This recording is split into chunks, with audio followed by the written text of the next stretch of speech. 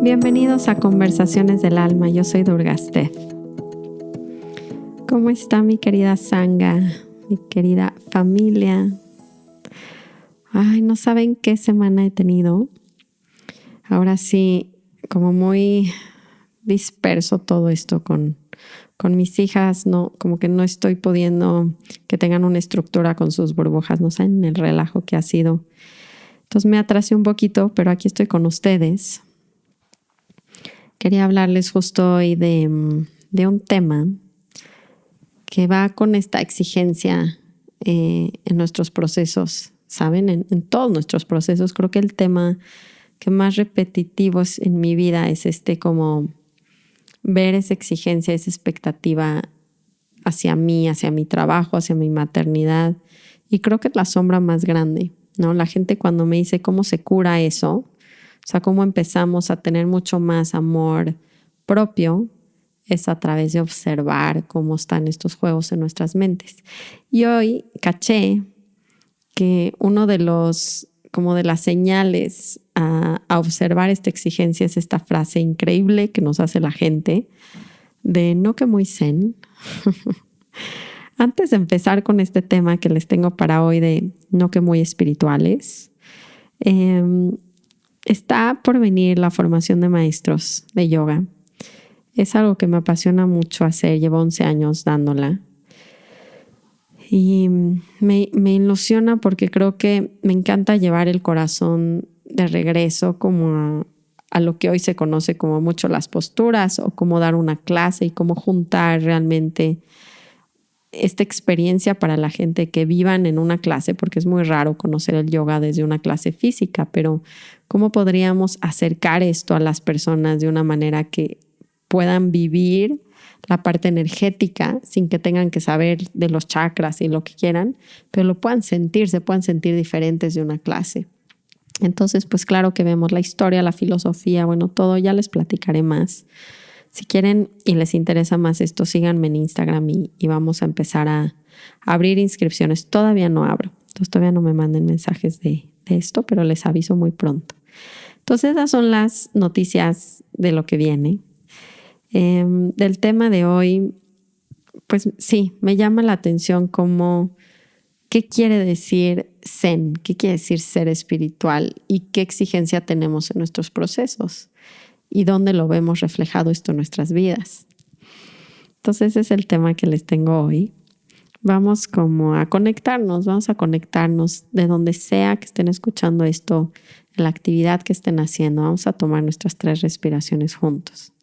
Voy a inhalar profundo. Exhalo. Inhalo. Exhalo. Última vez, inhalo. Y exhalo.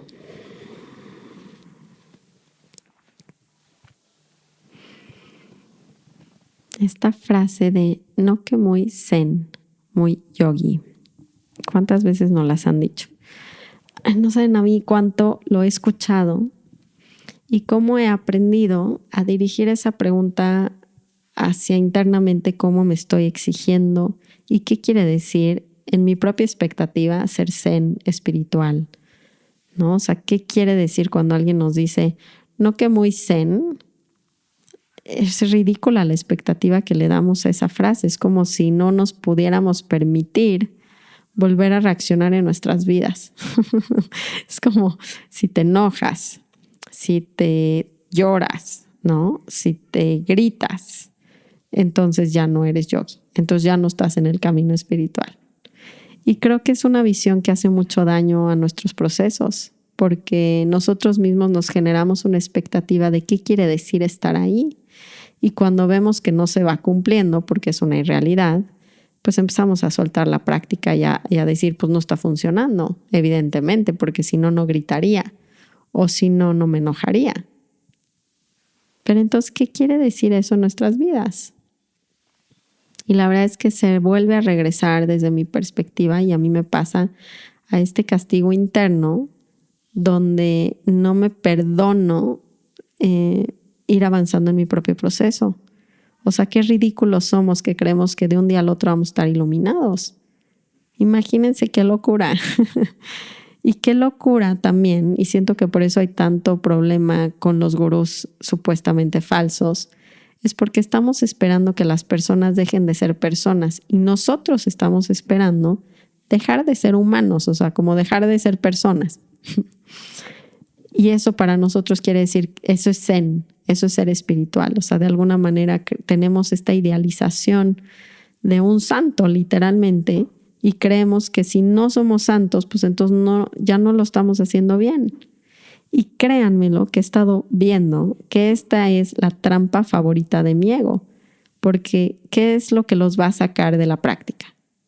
Es esa frase, no lo estás haciendo bien, no eres suficiente, no está funcionando. Entonces, ¿para qué lo hago? Y nos lleva casi al reproche, nos aleja mucho de nuestro objetivo, que es regresar a ese amor incondicional. O sea, vamos a aclararnos bien qué es ser espiritual. Es una gran pregunta. ¿Qué es ser espiritual? ¿Qué tantos conceptos tenemos relacionados a ser espiritual o a ser yogi o a ser zen? Porque ese comentario de nuestros familiares viene cuando nos comportamos como humanos, ¿no? Nos volvemos a enojar, no tenemos paciencia. O sea, algo pasó, volvemos a nuestras emociones negativas. Entonces, ahora está prohibido tener emociones negativas para ser zen, para estar en el camino. Es ridículo. Lo chistoso es que nos duele, porque si no, no nos dolería, evidentemente, si no lo creyéramos verdad. Lo que les quiero enseñar en el podcast de hoy, que a mí me parece muy interesante, es que esta frase nos duele porque nosotros la creemos verdad. Y entonces, cuando alguien me la dice, me está enseñando que yo me estoy literalmente maltratando y poniendo una exigencia irreal de lo que significa mi práctica. Me acuerdo una vez con Ramgiri, este maestro alemán, que me dijo, la espiritualidad literalmente es aprender a aceptar las cosas como son, como vienen. O sea, ser espiritual es seguir sintiendo tristeza, aburrimiento, enojo y vivirlo. Seguir, o sea, es jugar el juego de nuestras vidas, pero en vez de estar todos queriendo ir hacia la luz, nada más, es aceptar cuando vienen las cosas que tampoco me gustan, que también me incomodan, que no me salen lo que yo quiero, y cómo le doy la bienvenida como si fuera algo que estoy escogiendo, a ese enojo. ¿No? El otro día que voy en mi coche con mi hija, con mis hijas, que les dije que me saqué, que iba completamente como Victoria en mi cuerpo de dolor. Para los que primera vez escuchen esto, es como mi monstruo interno, mi peor parte de mi ego. Y le voy gritando a mi hija literalmente, ¿no? Y entonces mi hija grande como que la defiende y me dice, ay mamá, no, pues no que meditas. Y me dolió muchísimo porque me dio vergüenza, ¿no? Esta expectativa que tenemos, que también tienen mis hijas, que yo también me he puesto. Y luego le dije, la verdad, tenemos que normalizar, por así decirlo, el proceso espiritual. Les juro, creo que tendremos que hacer casi una campaña, así como hay normalizar el dar pecho y hay que normalizar que los yogis son personas humanas y que si dejamos de tener estas expectativas en los maestros, pero sobre todo en nosotros mismos, el camino va a ser mucho más ameno, mucho más compasivo y vamos a perder mucho menos tiempo en generarnos esta culpa y autojuicio y autorreproche de no lo estoy haciendo bien. O sea, nada más me está alejando más de mi objetivo principal, que es aceptar y amar las cosas como son. Ya se me salió el grito, respiro, reconozco, puedo hasta pedir disculpas, puedo hacer un trabajo de claridad o de the work. Tengo mis herramientas, o sea, no es perfecto, pero ¿por qué no empezamos a aceptar que la única manera de seguir adelante en este proceso es seguirnos cayendo una y otra vez y levantándonos y directito al amor? Ya no vamos a pasar por la culpa. Porque perdemos tiempo, energía. Y eso no quiere decir que no me disculpo y que no empiezo a cambiar o a refinar mi personalidad, pero otra vez no es a través del reproche. Es que les juro que estos temas parecen redondos y repetitivos porque lo hacemos todo el tiempo. Y me impresionó mi exigencia, les juro que en cosas tan tontas. Hoy tuve una noche terrible con mis hijos. No, se levantó mi hija mediana a las 3 de la mañana y por un lado les juro que me levanté y dije, ok, pues ya, me levantó nada más falta 1 hora para la hora de meditación. Es que imagínense lo que pensé a las 3 de la mañana. Fue así como, a ver qué hago, porque no me puedo volver a dormir. Entonces, a la manera zen, como nos gusta pensar, fue como, ok, falta 1 hora para meditar en la hora perfecta. Ya saben, hay esta creencia, no es creencia, es real. La energía de las horas de la noche y del día tienen mucho que ver como con qué apertura, qué tan apertura y qué tan fuerte puede ser sembrar semillas para la práctica. Y a las 4 de la mañana es la mejor hora. Entonces imagínense yo en la madrugada pensando, ok, pues me voy a levantar a las 4, o sea, pues ya estoy despierta, entonces qué regalo, gracias Keira, tratando de aplicar mi forma zen de ver la vida, ¿no? De amar las cosas como son. Es como, ok, me está regalando que me despertó a la hora perfecta para meditar. Entonces me siento a meditar a las 4 de la mañana. Y bueno, pues ya me eché 1 hora, ¿no? Entre que canto el Hanuman Chalisa y luego estoy con mi mala, que es este rosario hindú, cantando como diciendo mis mantras y acordándome Ram Dass, que la verdad fue hermoso, la verdad, la madrugada. Pero entonces acabo de meditar a las 4 y media, pónganles. Y fue así como que ya me quiero dormir porque igual no puedo hacer nada y el bebé está al lado de mí, entonces se está despertando y yo me acuesto y no me pude dormir, literalmente no me pude dormir. Y entonces me levanto con un enojo hacia Keira, hacia mi hija, híjole, con un coraje así de, no voy a poder hacer ejercicio y hacen todo este drama en mi cabeza porque no pude hacer lo que quería, no salieron las cosas como yo quería. Y entonces inmediatamente en mi cabeza empiezo a hacer un trabajo de the work, de claridad, ¿no? De Keira es demasiado, o sea, lo que me reventaba de mi hija es que es muy demandante. O sea, se levanta en la noche, me pide, ya saben cómo son los hijos que, aparte uno de ellos, digo, yo tengo 3 así, imagínense cómo, no sé cómo no he enloquecido, por eso hago tanto práctica. Entonces, empieza en la noche que tiene sed a las 10 de la noche, que ya te quieres dormir, es como ya tenías que estar dormida. Y luego a las 3 de la mañana viene a decirme que le picó un mosco, imagínense. Entonces me levanto de veras cero zen, diciendo, por el amor de Dios, o sea, es súper demandante esta niña, enojada. Y claro que lo voy a usar para mi práctica. Les he dicho que la única regla de este camino para mí es que lo que sea que les pase en sus vidas, lo usen como práctica. Entonces, si los levantaron a las 3 de la mañana, perfecto momento para meditar. Si me levantó en la mañana y ya no me pude dormir, perfecto momento para hacer un the work, un trabajo de cuestionamiento de pensamientos. Porque ¿saben qué pasa? Que si no lo hacemos así, entonces, ¿qué es ser espiritual si no es usar lo que nos toca para nuestra práctica? O sea, porque si están esperando irse a la montaña, que todo esté en silencio, zen, con sus fogatas y haciendo rituales, como que va a pasar en un retiro nada más, ¿eh? O sea, a menos que decidan literalmente renunciar. Y lo peor de todo es que la gente que lo ha hecho se da cuenta que se lleva sus propias mentes, o sea, no acaba la locura porque se llevaron a la única locura que existe, que es su propia cabeza. Entonces, dejemos de idealizar el camino espiritual y entender que, ¿saben qué? Usen lo que les pase en el día.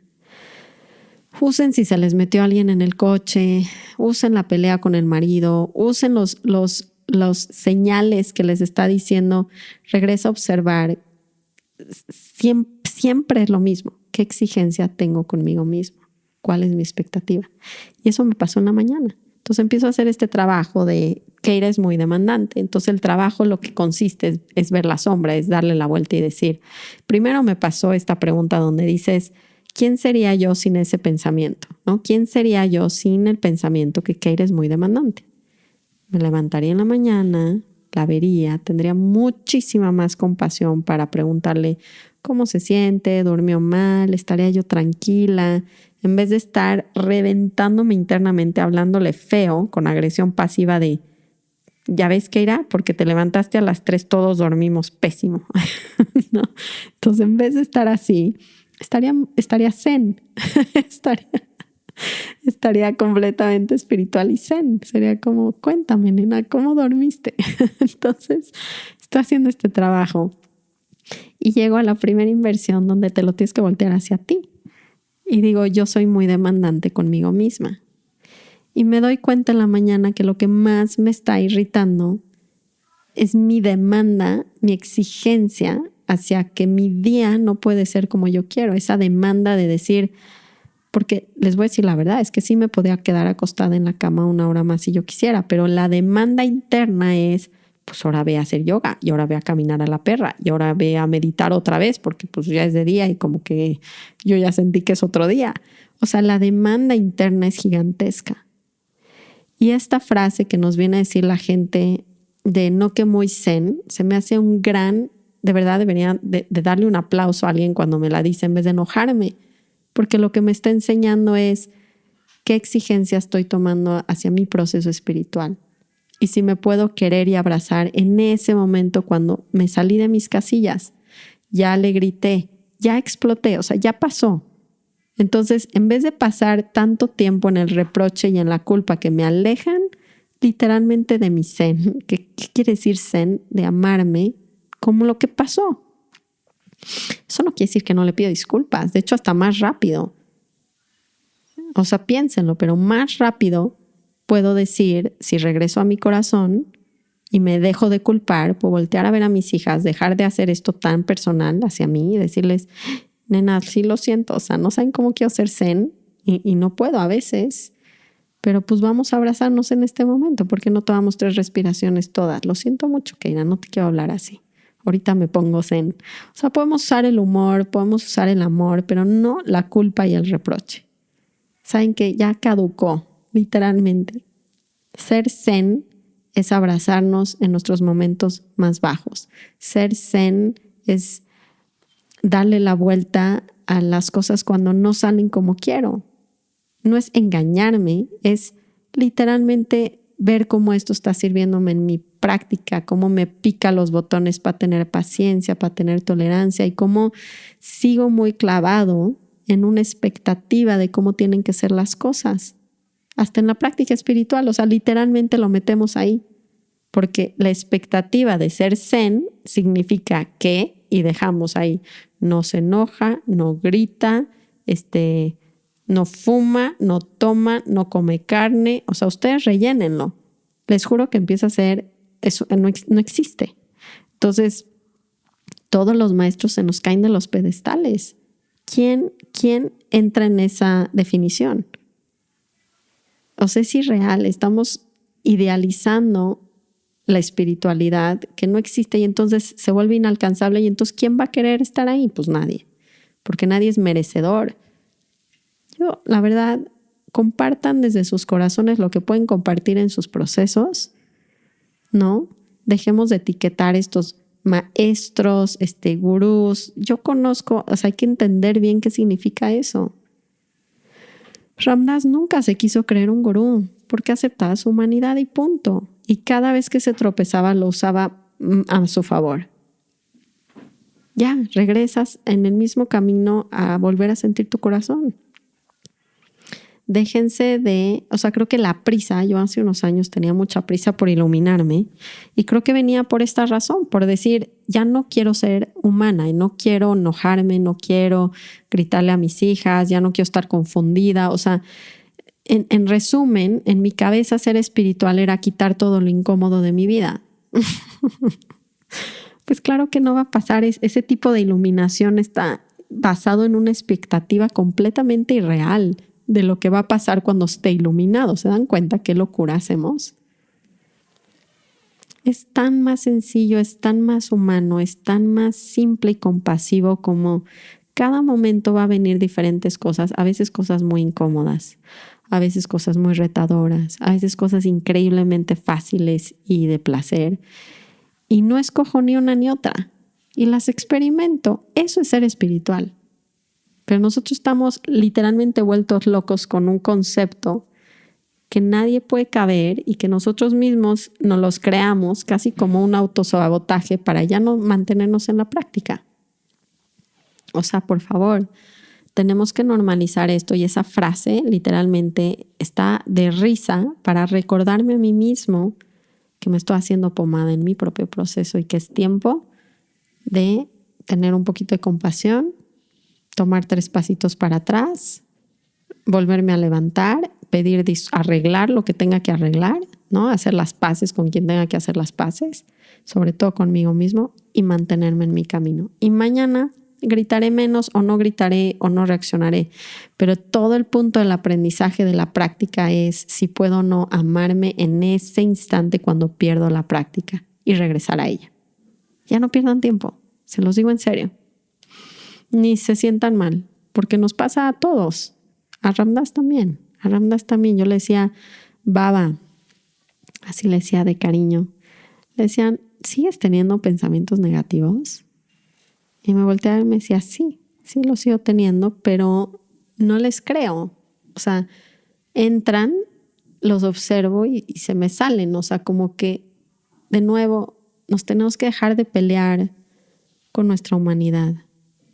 Porque no va a suceder del día de la noche a la mañana que no tengan enojo. Y de hecho creo que reprimirlo, o sea, creer esta idea de qué significa ser zen, nos lleva a que de repente pasen cosas como que el monje le pegó a alguien. Ya saben que hubo estas noticias en algún punto que yo me quedé también traumada, pero ven, ese trauma viene de la idealización misma de que si es un rinpoche, si es un maestro, no puede hacer cosas así. O sea, como que evidentemente se espera que los maestros cada vez estén más alineados y congruentes con lo que enseñan. También creo que el problema es que la gente no está transparente en el lugar en donde estamos enseñando. Creo que ese también es una responsabilidad si es que vamos a enseñar algo. Y entonces aprovecho para decirles que tengo muchísimo ego. El otro día, hace unos meses, viene una maestra y me dice que tengo mucho ego, que yo no debería de enseñar. Y es una realidad, tengo muchísimo ego. Entonces, no sé si se han dado cuenta, pero se los repito por aquí. Tenemos que ser muy sinceros y honestos en dónde estamos parados y qué estamos compartiendo. Y yo les comparto literalmente mi proceso.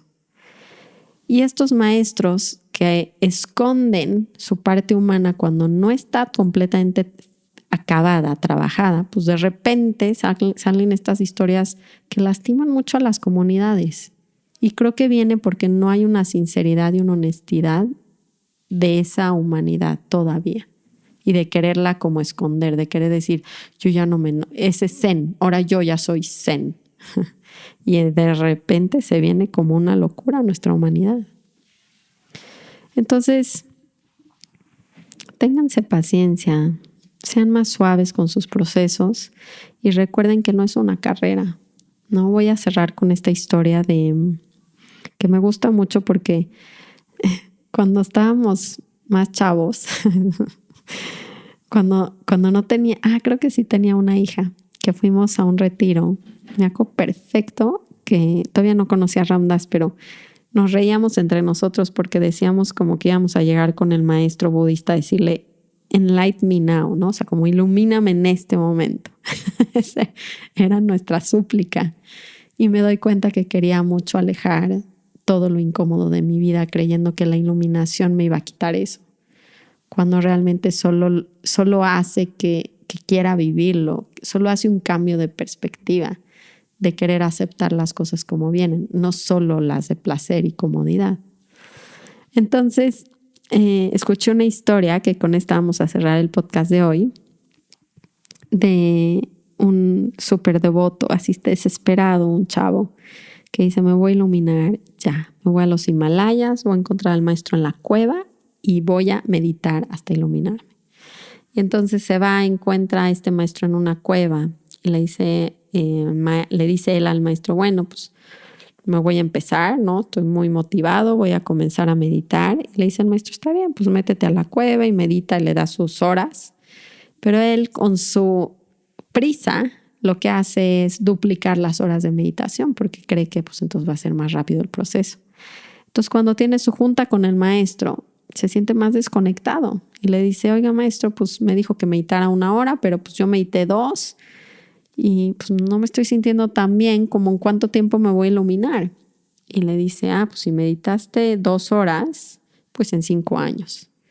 Entonces dice, ok, entonces se va y dice, no, entonces lo voy a triplicar, porque entonces voy a reducir esos 5 años. Yo no tengo 5 años. Y entonces triplica el tiempo. Tiene junta con el maestro y se triplica el tiempo que se va a iluminar. Entonces, en vez de ser 5 años, pues ahora es mucho más, ¿no? Y entonces dice, pues, ¿qué onda? ¿Qué está pasando? Y creo que esta enseñanza a mí me cayó muy bien en ese momento.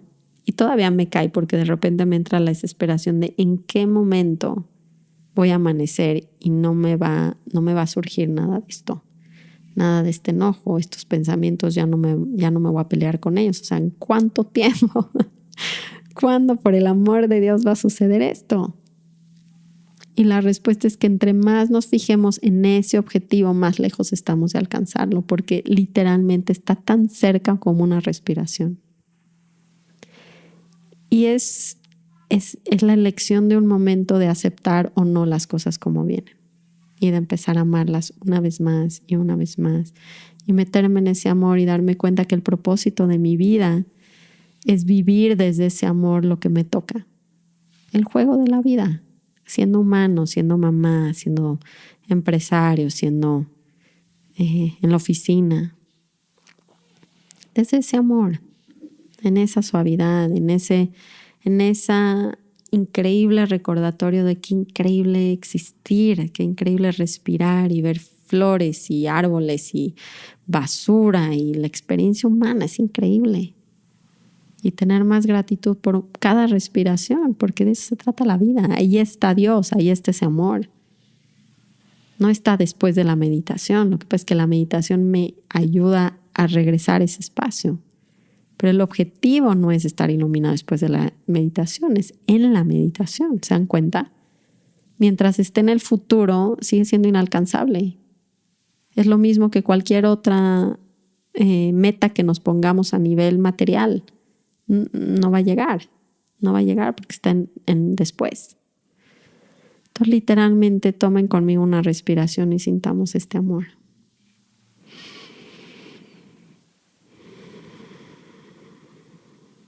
Y sí son espirituales, aunque se enojen, lloren, griten y se salgan de sus casillas. Y entre más regresen rápido a ese amor de después de sus caídas,